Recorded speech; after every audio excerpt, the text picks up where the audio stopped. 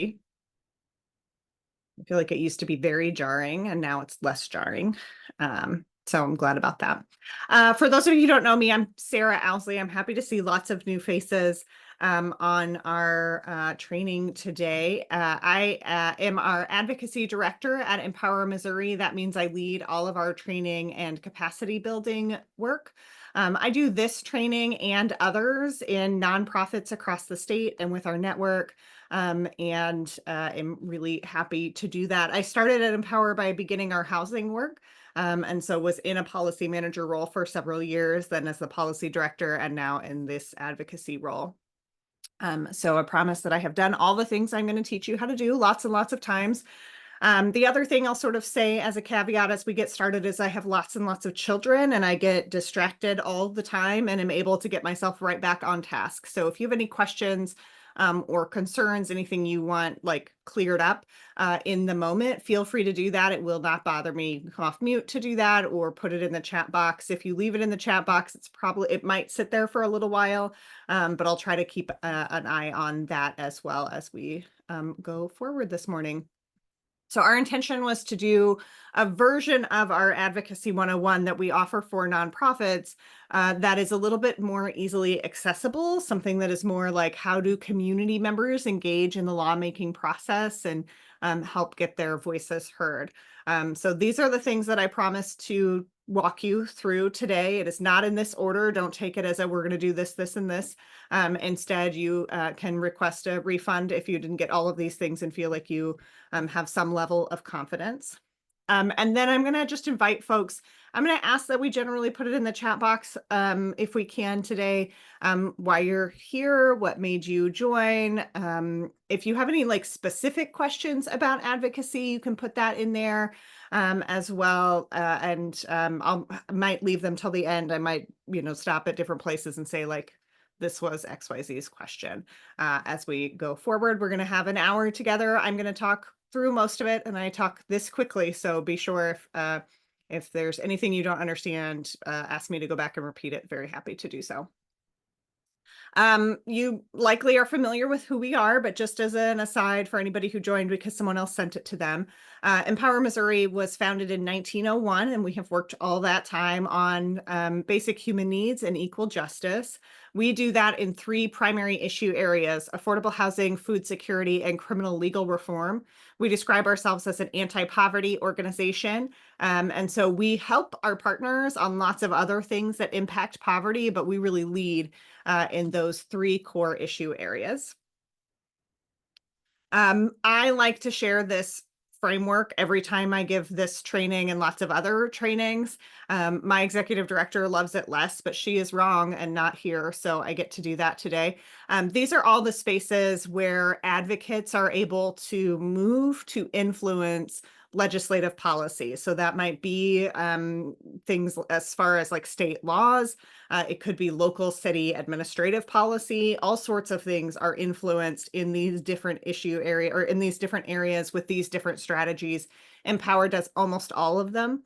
And so I like to just sort of share this is what we do and how and why we do it around the different things spaces that we're moving in.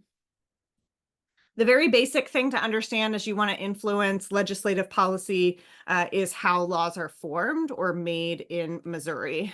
There are very limited actions the governor can take, and there are some places where the judicial system, the court system can influence our policies, but we're going to mostly talk about through the legislative process with the state legislature, our House and Senate today. And so first thing to understand is how a bill moves through that process to become law. First, a bill is introduced in either chamber, the House or the Senate. There is no limit to how many times specific language can be introduced. So the same bill with the same language can be introduced 10 different times with 10 different sponsors. There's no limit around that. There's no limit as to how many sponsors can be there. There are some limits trying to limit how many bills a lawmaker may file, but they can still file lots of bills in a legislative session. And you should expect that in Missouri, thousands of bills by the end of bill filing will be filed. And so it means something, but it doesn't mean that this thing is likely to pass, right? Bills are then assigned to smaller groups of lawmakers who theoretically have some expertise or understanding of the issue area that those bills are assigned to. So if it's a bill about transportation, it's going to be assigned to the Transportation Committee. And the Transportation Committee should theoretically be built with lawmakers who have some sort of professional experience in the transportation space.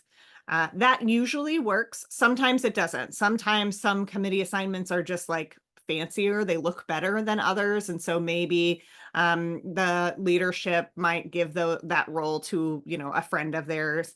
They may just have a particular interest. They may not have professional experience, or the type of professional experience they have, we don't think is necessarily relevant. That happens often in the Small Business Committee. The House Small Business Committee is often made up of folks who are actually landlords, but don't own other types of small businesses because their landlording business is a business, right? They may or may not understand other pieces of how small businesses operate within the state and what kind of supports that they need.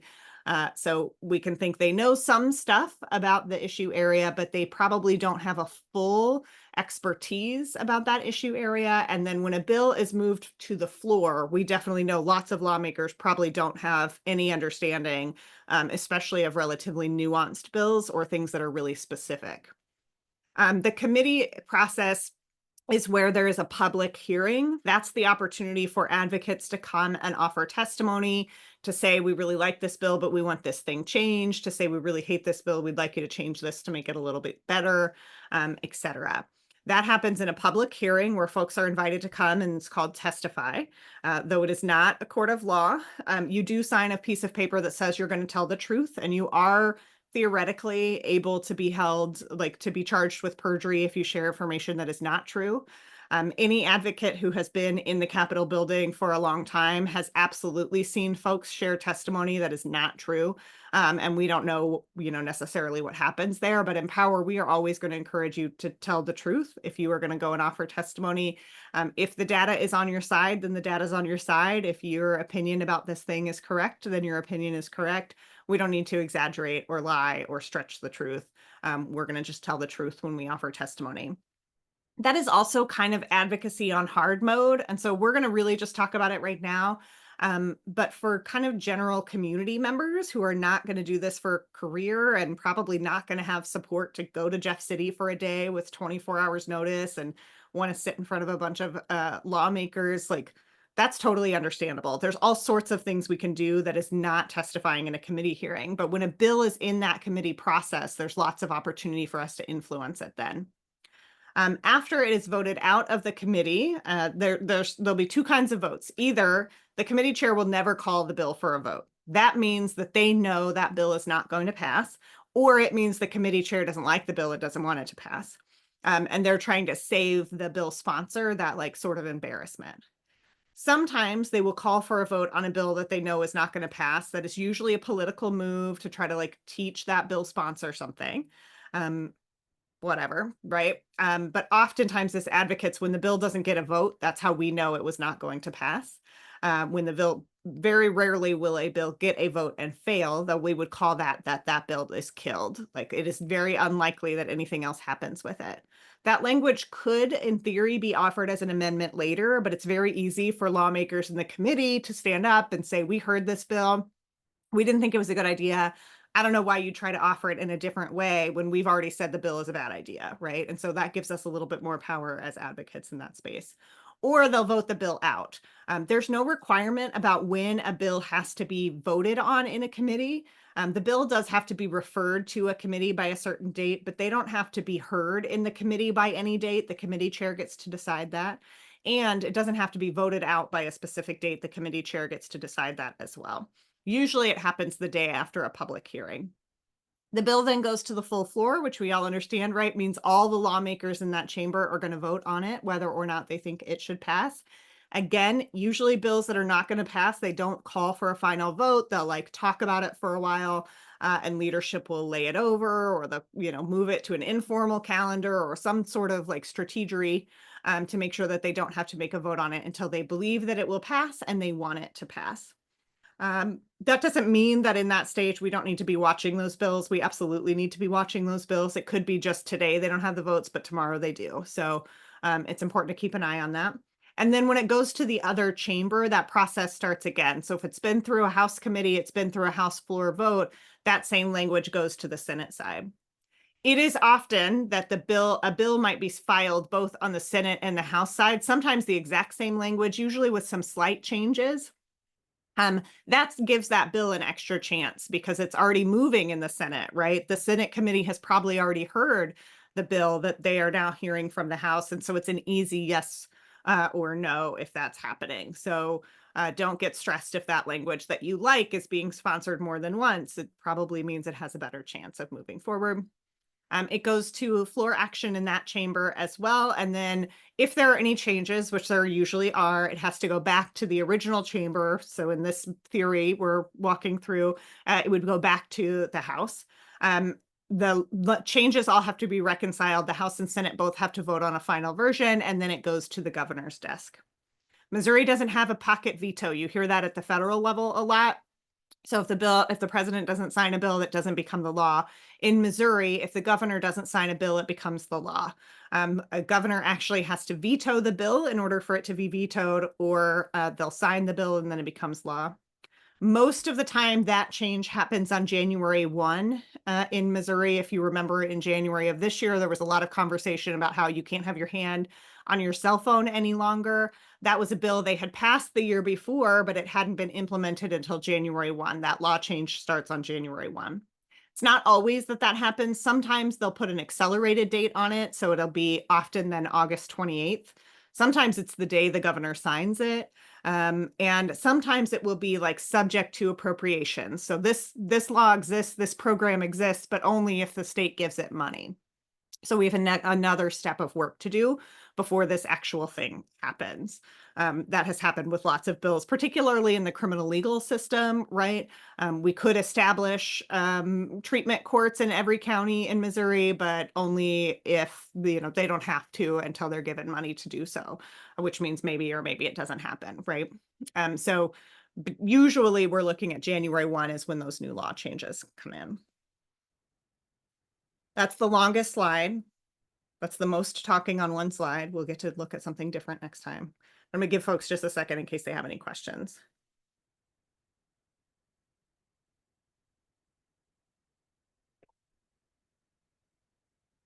Excellent. Okay. So glad to have some social work students in the audience as an MSW. We need lots more of us in the field. So a little bit about Missouri's bicameral system. It mirrors the federal level, but it's not exactly the same. We have a Senate and a House. Both chambers are limited to 8 years. Term limits are a very complicated issue that lots of folks have very strong opinions about. What that means in Missouri, though, is that lawmakers are only in their role for a short period of time. 8 years is really not a long time to understand a big body like the Missouri State Legislature, or to build the relationships you need to be really effective in that body. It also means if you are facing a lawmaker who's just very oppositional and you can never move them on your issue, you only have to wait them out a little while, right? The very longest any lawmaker can serve is 16 years. They can do 8 years in the House and 8 years in the Senate.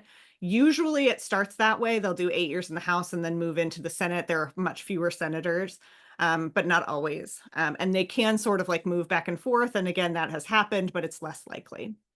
Bills originate in both chambers, and in Missouri, we do not have limits in our Senate around debate time. And that means that we can filibuster in the Missouri Senate. The Missouri State Senate can lead filibusters. They can continue debate on bills for a very long time. There is a process for cloture, which is like the end of debate, and we force a vote in Missouri, and it's by calling for the prior question or previous question. We'll call it a PQ. It's very rarely used. It was used twice this last legislative session and not at all like in the decade before that. So it's not super common, but it does exist that the Senate filibusters could be broken. It makes Senate filibusters a really effective tool for bills to get some more time for debate. Missouri State Senate has 34 members. Right now, we have 24 Republicans to 10 Democrats, and they serve 4 years, so they're only up for reelection once. House members, we have 163 of them, so you can see lots and lots more folks on the House side. That means their power is a little bit diminished, right? 111 Republicans to 52 Democrats. Their term length is 2 years, so they're up for reelection every other year. So every other year, we have a pretty significant opportunity in Missouri to really change the political landscape of our leadership. Oh, I'm so sorry that this is a weirdly, that's me, I did that, that the title there is weird. Session begins in January and it ends in May. It's the first Wednesday after the first Monday in January. It's the middle of January sometime, session begins. They are usually done mid-May. Their final actions officially have to be done by May 30th, but they'll often just like sort of wait till the budget's passed, do another week or two, and then be done for the legislative session. There's a veto session in September that always has to happen, even if no bills were vetoed. That is an opportunity for community members who might want to like go to the Capitol and talk to some lawmakers to do that. You can't offer any testimony. They're not moving any bills during that time. But lawmakers are all there. They're relatively bored. It's a great time to walk around the building and see some new stuff if you want to do that. The governor can also call special sessions, and we're currently in Missouri in a special session. If you're not aware about that, these sessions are limited in scope. So this special session is about incentives for the Kansas City Chiefs and Royals for the new stadiums. Kansas offered them some money. Missouri wants to offer them some money. They're really only supposed to be discussing those things. That isn't always the case. They're also talking about some other things that other folks want is compromises, right? So they're talking about these tax breaks that probably are related close enough to the topic that they could do that this year. They're also talking about initiative petition changes, which like probably can't really happen during this special session, but we'll see what happens. What they can do, lawmakers can pass a thing, and then advocates would have the opportunity to sue about that thing. That process has worked before because sometimes there's a lot of those, like technically this thing is against the law, but we'll see what happens. That unfortunately happens more and more as folks are in higher and higher levels of power. If you choose to start listening to debate sometimes, I just like to warn folks that there's some really weird rules that lawmakers have to follow. There's requirements around what they're allowed to address each other as, so they can't say miss or ma'am or anything like that. They refer to women as ladies in the House, which is very off-putting if you don't expect that that's going to happen, but that's going to happen. They also have a specific dress code. And there's some other like silly in the Senate side, they only the senator from district XYZ. So you need to know the district you're listening for and for other districts that you might be interested in. Thankfully, they list all of that information on the House and Senate website. So if you're listening along and you're like, who is the senator from the 13th? I really like what they're saying. You can find that on the Senate website because they will not say their name in that process. So why should we advocate? The reality is someone is telling lawmakers what to do. Someone is bringing them bills. Someone is telling them the things that are important to Missouri voters. And sometimes those voices are out of our state and have no idea what's important to Missouri voters. So if you are not talking to your lawmaker, other folks are. Lawmakers often do not almost never have I seen a lawmaker write their own bills. Sometimes they might have the idea and the bill is brought to them, but often what happens is advocates bring bills to lawmakers. And it has happened very often that I will want to go talk to a bill sponsor about a bill and they're like, oh yeah, I don't even know what that bill really is about, but a constituent brought it to me, so I sponsored it, right? Or a lobbyist brought it to me, so I sponsored it. Someone is telling your lawmakers what they want. It should be you. It could be you, right? Lawmakers in Missouri are predominantly white and wealthy, and they sort of have that limited scope of understanding. And so community members are really invaluable in sharing other experiences or other things that they go through that those lawmakers maybe don't have connection to. We at Missouri, because we do Empower Missouri, we do anti-poverty work. So we like to talk about how Missouri's poverty rate is higher than the national average. It's 13%. A full-time minimum wage worker in Missouri cannot afford a one-bedroom rental even after the $15 minimum wage goes into effect. They can't afford a one-bedroom rental anywhere in our state. 54% of Missourians who visit food pantries receive half or more of their food from food pantries, while a staggering statistic also exists that families who receive SNAP get 90% of their household food from SNAP. So like we are experiencing stuff that lots of our lawmakers have never experienced, and we need to make sure that they're hearing from us about those things. So first, we need to decide what we're going to advocate around. Lots of folks care about lots of things. That's super normal, right? I don't want any of my community members suffering. And so I care about everything. And that's true for all of us. But the reality is we cannot care about 1,000 bills every single legislative session. We will not be able to do this for any length of time. We'll get overwhelmed, and human nature is just to shut down. And so then we stop doing and each sort of like staying in touch. I think that that is often particularly true right now in the current political landscape that we are in. And so I really just want to encourage folks to like take good care of yourself. You are also a really important person. You are also a really important resource.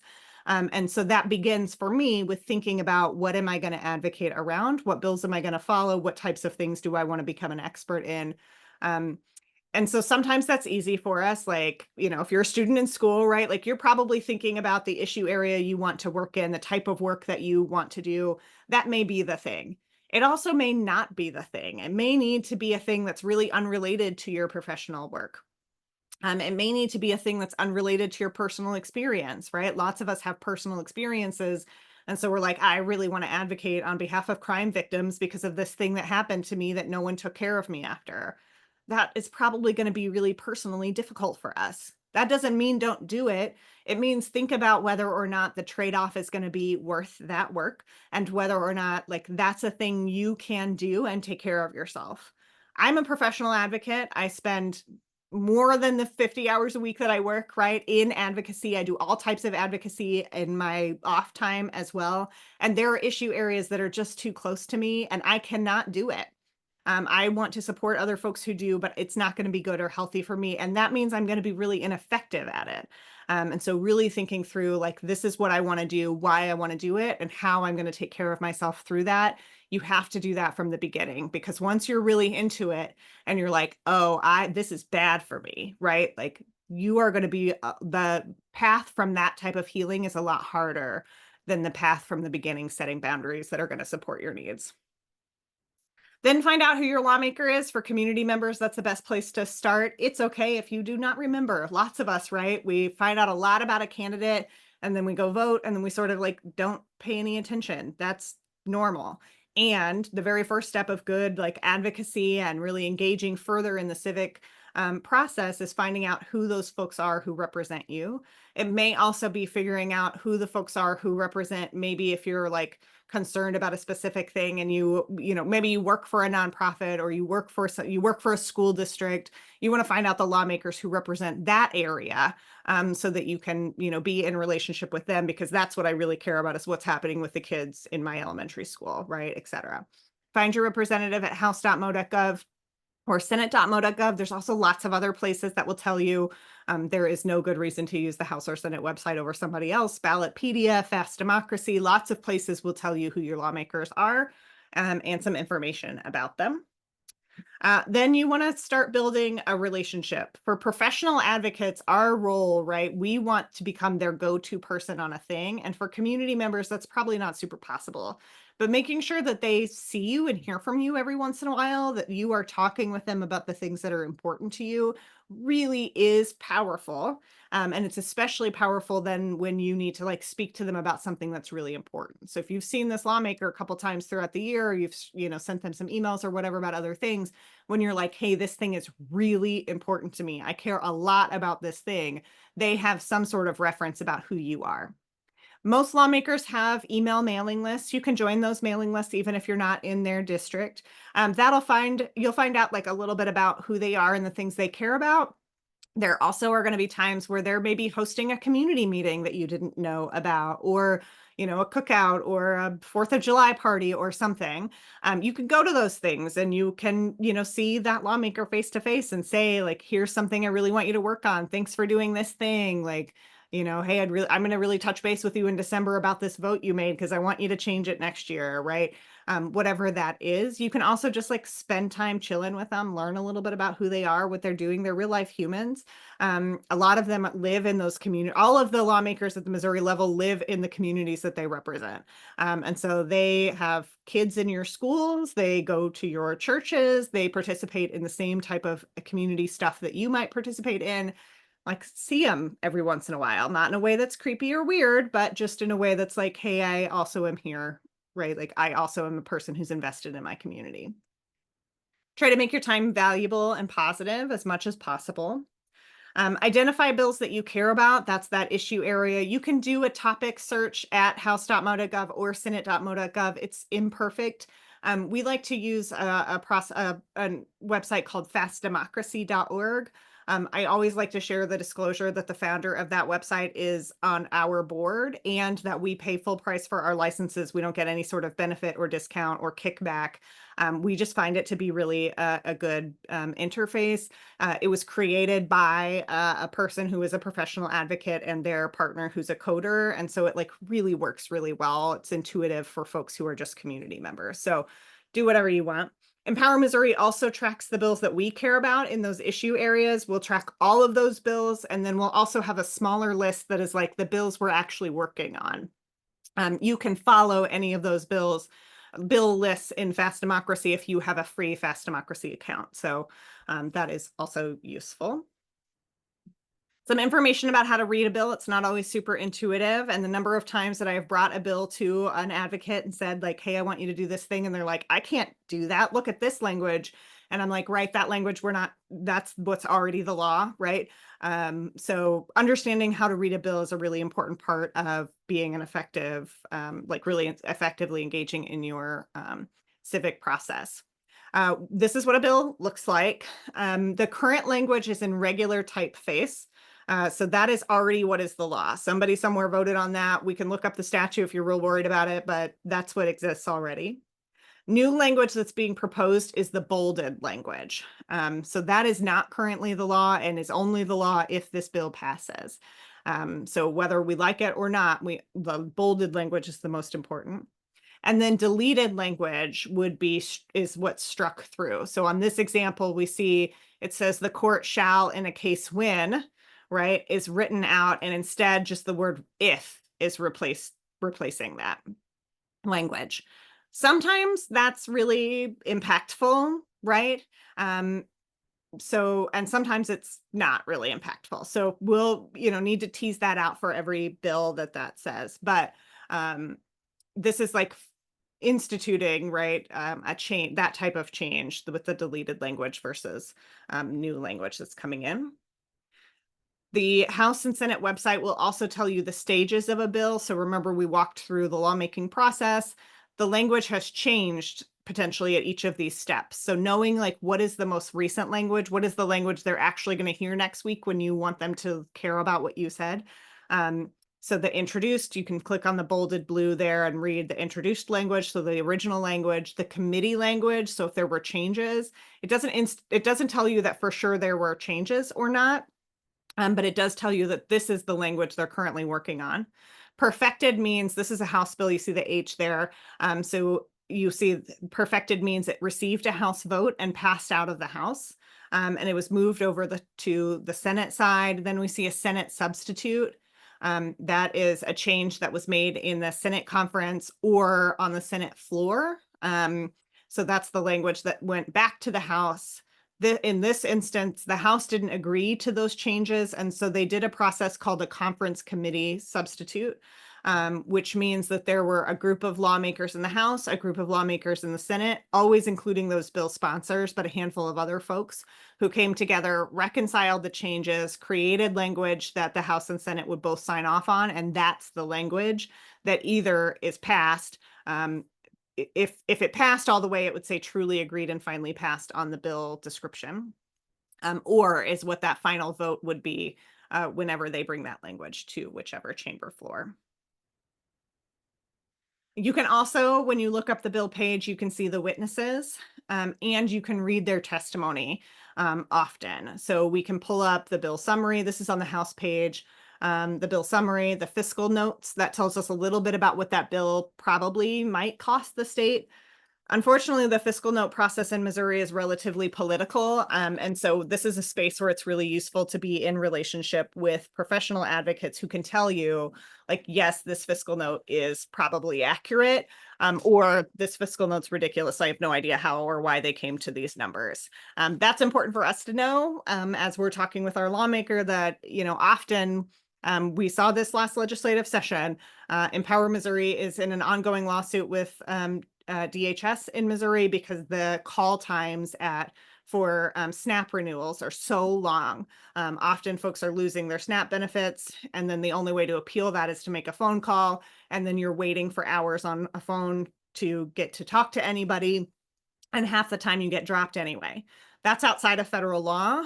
The state is breaking federal law, and they keep saying it's because of understaffing. But then they also, this legislative session, said they did have enough staff to completely overhaul the SNAP process all the way and make it completely owned by the state. Like, you can't say you don't have enough staff and you have plenty of staff, right? The fiscal note on that could not have possibly been true. With your current staff level, you can't do a full overhaul if you can't do the job that you're supposed to do right now. So sometimes the fiscal note tells us stuff, sometimes it doesn't. That is where you really need to be in relationship with folks who are in the field really regularly to kind of know what's going on with that. But you can also look up the bill witnesses and be able to read the testimony that they provided, so that can tell you a little bit more context about the bill and help you identify, like, this particular bill clearly is mostly going to impact Ozark County. So I might really like the language and want it in my county as well, but it's geared toward, it's only going to impact these folks right now. Why is that? And what can we do about that? Those are good questions to ask ourselves. There are also times when lots of amendments, when they're on the floor, the House or the Senate floor, amendments can be offered by any of those lawmakers. They can be accepted, which is the green check mark. They can be rejected, which is a little red X. This one doesn't have any. Or they can just be offered and never voted on, which is that black circle there. So you can learn a little bit more about what folks care about in these bills. After you found those bills, you need to track them some type of way. As I said, fast democracy is one way. There's lots of others as well, and there's no wrong one to do that with. You're going to monitor the bills, that the types of things you care about, right? If my issue area is transportation, I might just keep an eye on what the Transportation Committee is doing. In no way should any community member expect that what they're going to spend their free time doing is listening to the Transportation Committee and all the bills that are heard in it every week, right? That's a lot. But I might just kind of like keep an eye on the bills that at the end of the week, I might go look and see what they heard, see what votes they took, what's going on in there. Just so I have an idea about what is moving and how quickly it's moving.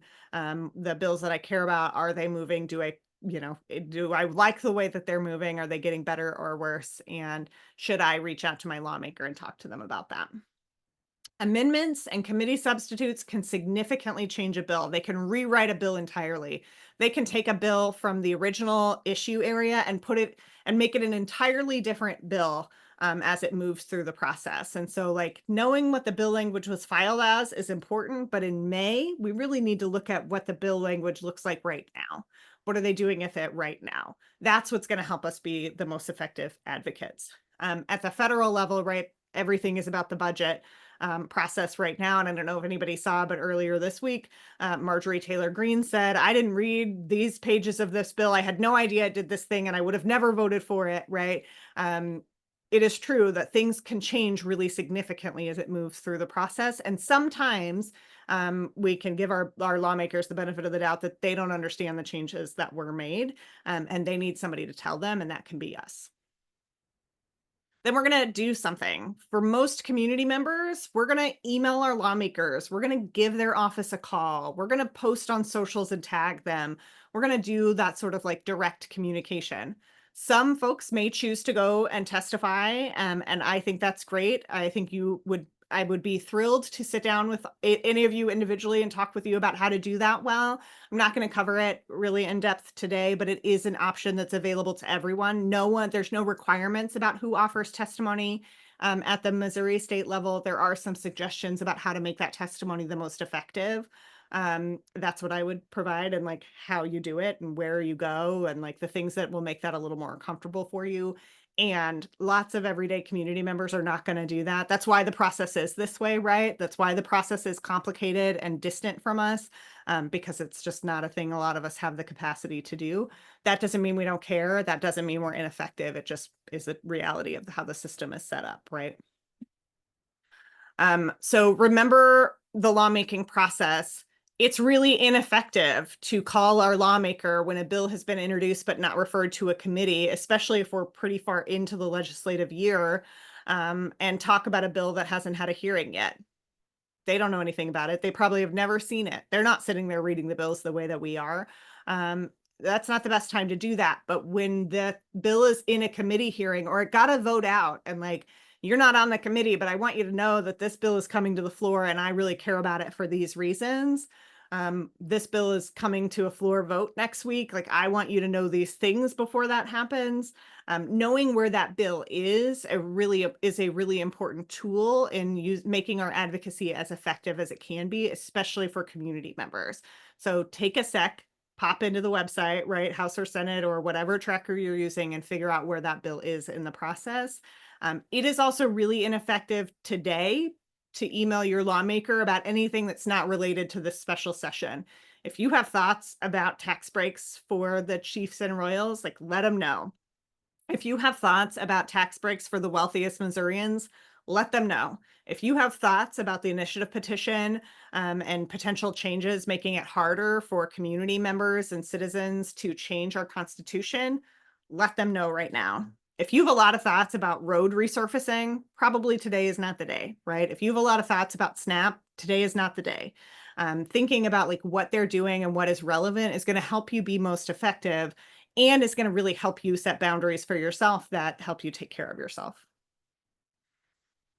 We at Empower are never going to say get over the fear of advocacy, because advocacy is designed to be scary. It's designed to be a process that doesn't make sense and isn't intuitive to us. The process was designed for white property owning men, and folks who are not those really feel extra uncomfortable on purpose. It was designed to keep them out, right? I want you to hear that like that discomfort is normal, it's expected, it's there on purpose. And I hope that for you, that is like a fire, right? For me, the beginning of every legislative session, I have significant imposter syndrome. I've done this for years, right? I'm relatively an expert, right? I've trained hundreds of people in doing it. And still every time I step into the building in January, I'm like, oh, I am not the person to be doing this work, right? And I have to remind myself that that discomfort is there to keep me out. And it's a good reason why I need to do this work, why I am the right voice to be doing this work, and why I have power that I need to claim in this space. And that doesn't mean it's nothing about me, it's entirely about them, right? And so I hope that you also feel that when you feel that wave of anxiety, you're like, oh yeah, that's because I need to be here. That's because this is difficult work.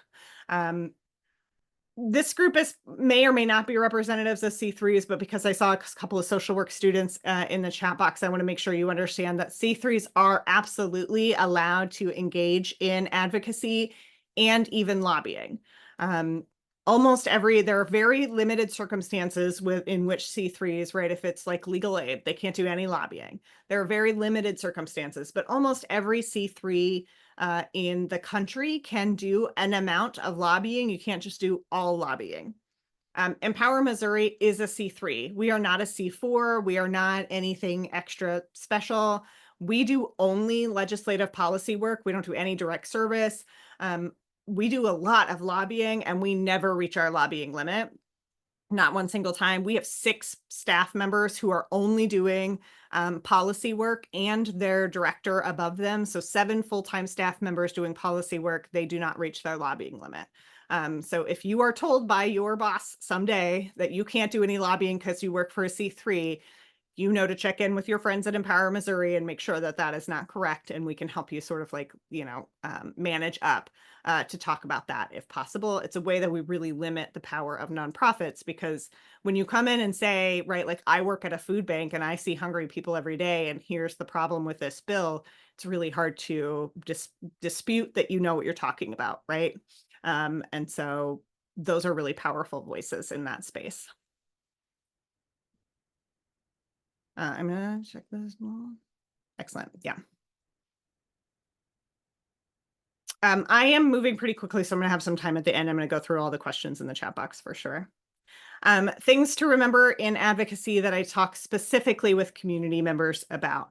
If we're doing progressive advocacy and trying to do progressive work, there's nothing that happens there that doesn't center anti-racism and really look at the racial impacts of policy priorities in the past and the way that they are impacting our community members now. There is a lot of folks who are going to tell you don't say anything about racial impact right now because of the language that's coming from the federal government around DEIB. And that might be true for an organization which has hired you, but as a community member, you get to do whatever you want. And so it's important for me to hear that talking about those structures of structural racism is a really important part of doing progressive advocacy. Remember that even when we have that lived experience or expertise in our past, folks who are living those issue areas right now are the real experts. They are the closest to the problem and they have the best ideas about the solutions. Almost never do I talk to a person who's struggling and I say, like, what would make your life easier? And they have no idea, right? Almost always they say, yes, if this process were easier for me, if I could call Snap and actually get them on the phone, right? Like there are things that they know about their own experience that is valuable and important for lawmakers to hear. And there are things you as a human know about your own experience that is important and valuable for lawmakers to hear. Advocacy is nonpartisan. At Empower Missouri, you're going to hear us say, like, work with folks who want to work with you.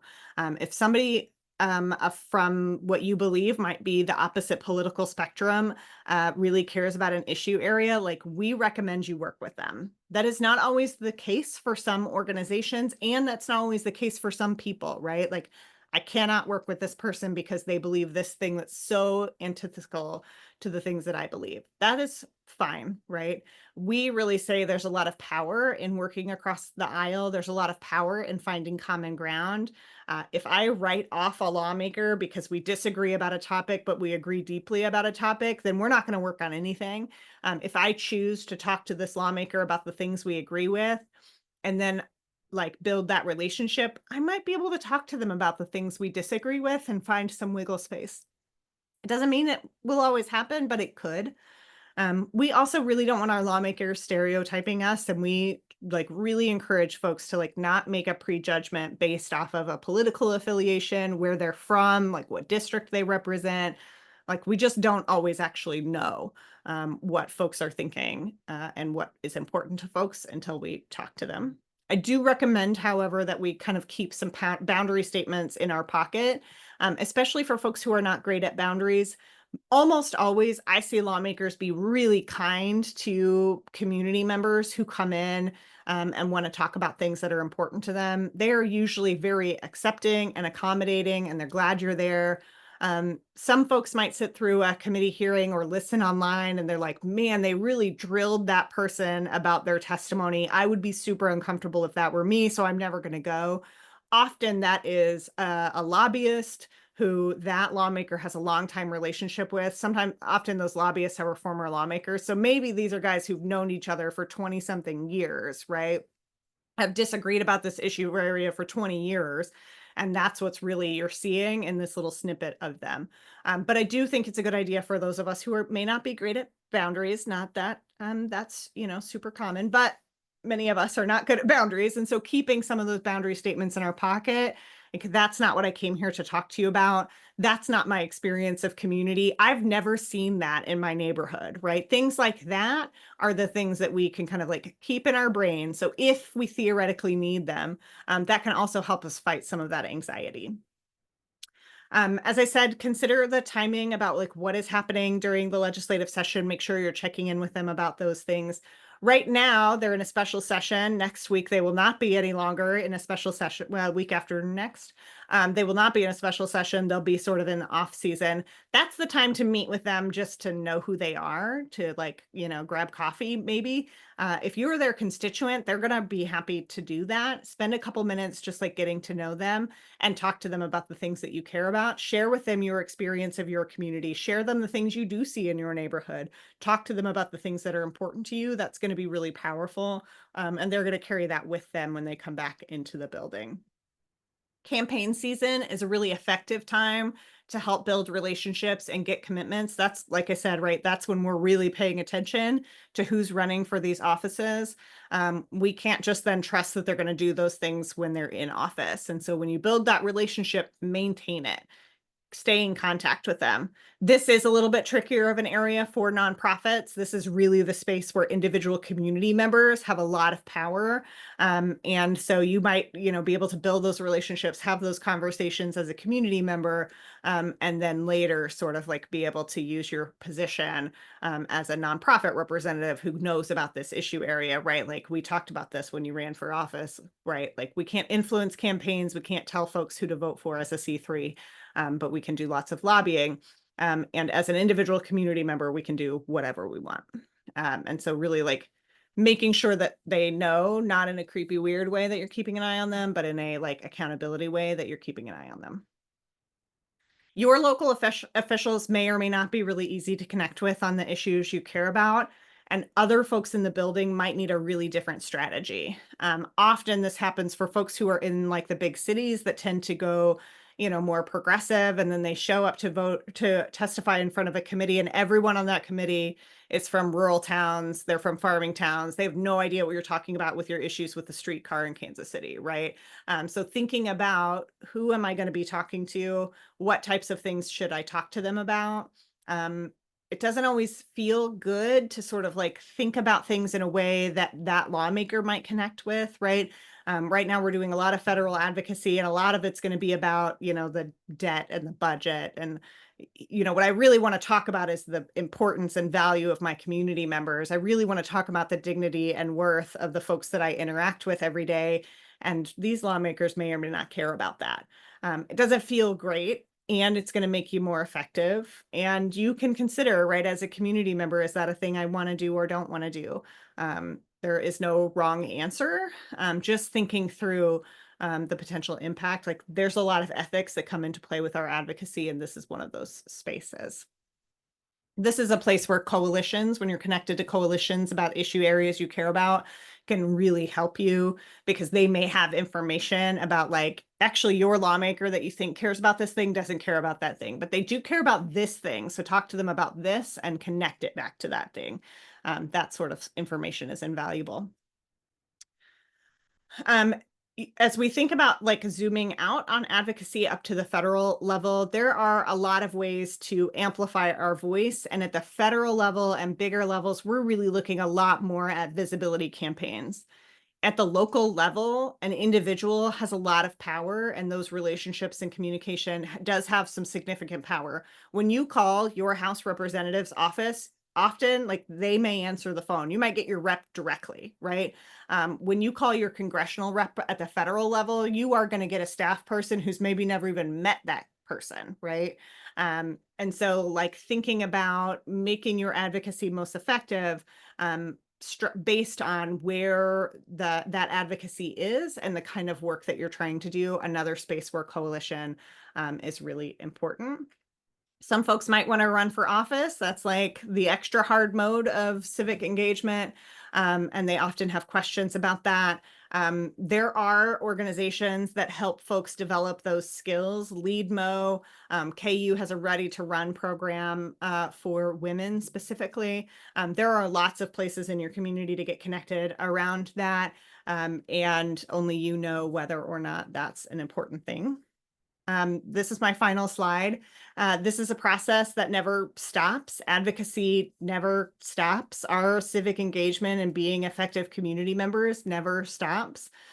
Using coalition support, using your friends, using Empower Missouri, give me a call, right? I know how this never stops. I know how this work feels. Have folks around you who are going to help take care of you, lift you up, connect you to community, right? Lift you up and ground you at the same time. Have good boundaries, take rest. You cannot solve everything. You cannot be in every single fight. Do not let anybody tell you that you are not an effective person because you haven't done this one thing. Do what you can do and take care of yourself, and understand that even small victories have big impact, and that the work you're doing is important.